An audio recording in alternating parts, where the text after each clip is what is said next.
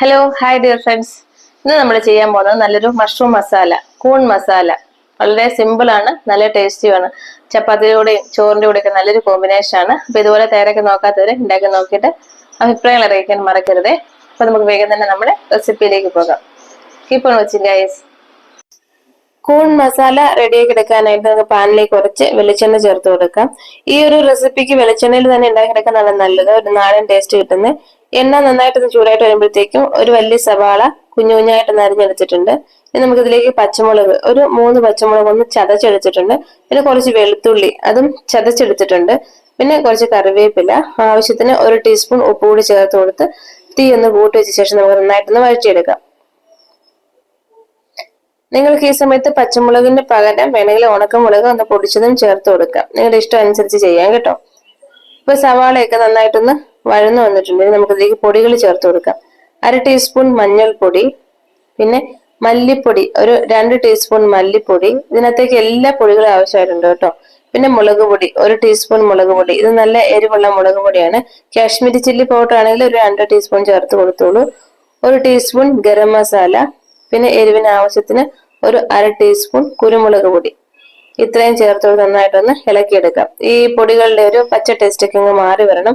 ഞാൻ അതിലേക്ക് ഒരു ഇത്തിരി ചൂടുവെള്ളം ചേർത്ത് കൊടുക്കുന്നുണ്ട്, ഈ പൊടികളൊക്കെ ഒന്ന് കരിഞ്ഞു പോകാണ്ടിരിക്കാനായിട്ട്. പച്ചവെള്ളം ചേർത്ത് കൊടുക്കരുത്, ചൂടുവെള്ളം ഒന്ന് തണുത്തതിന് ശേഷം ചേർത്ത് കൊടുത്താൽ മതി. നന്നായിട്ടൊന്ന് ഇളക്കിയെടുക്കാം. ഈ പൊടികളുടെ പച്ച ടേസ്റ്റ് ഒക്കെ ഒന്ന് മാറി വന്നതിന് ശേഷം നമുക്കിതിലേക്ക് തക്കാളി ചേർത്ത് കൊടുക്കാം. ഒരു 2 തക്കാളി ചെറുതായിട്ട് അരിഞ്ഞെടുത്തതാണ്.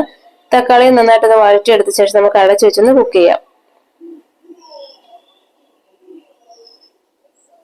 ഇപ്പൊ 5-6 മിനിറ്റ് ആയിട്ടുണ്ട്. തക്കാളിയൊക്കെ നന്നായിട്ട് വെന്ത് വെള്ളമൊക്കെ ഒന്ന് ഇറങ്ങി വന്നിട്ടുണ്ട്. നന്നായിട്ട് ഇളക്കി എടുത്ത ശേഷം നമുക്ക് ഇതിലേക്ക് കൂൺ ചേർത്ത് കൊടുക്കാം.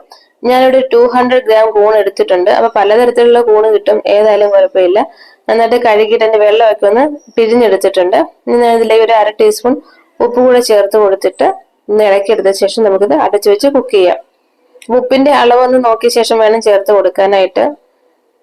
ഇനി ഞാൻ നന്നായിട്ട് അടച്ചു വെച്ച് കുക്ക് ചെയ്യാം. ഇതിലേക്ക് വെള്ളം ഒന്നും ചേർത്ത് കൊടുക്കണ്ട കേട്ടോ. അടച്ചു വെക്കുമ്പോഴത്തേക്കും ആ ഒരു സ്റ്റീമിൽ തന്നെ ഇത് വേവായിട്ട് വന്നോളൂ. തീ ഒരു മീഡിയം ഫ്ലെയിമിൽ വെച്ചിരുന്നാൽ മതി.